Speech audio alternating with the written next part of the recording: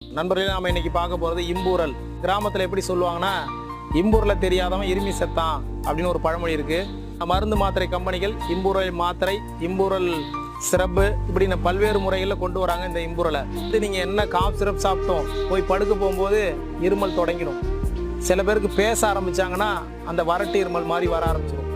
இந்த மாதிரி வறட்டு இருமல், நிற்காத வறட்டு இருமல், இந்த மாதிரி காரணங்களால் வரக்கூடிய இருமலுக்கு நீங்கள் என்ன மருந்து மாத்திரை சாப்பிட்டாலும் அந்த வறட்டு இருமல் போகாது. கைப்பிடி இம்பூரில் கொண்டு வந்து 1 லிட்டர் தண்ணியில் போட்டு காய்ச்சி ஒரு 3/4 லிட்டர் வதத்துக்கு வரும்போது 2 டீஸ்பூனாக ஒரு நாள் முழுக்க அந்த 3/4 லிட்டர் கஷாயத்தையும் கொஞ்சம் கொஞ்சமாக குடிச்சிடணும். ஒரு நாள் முழுக்க.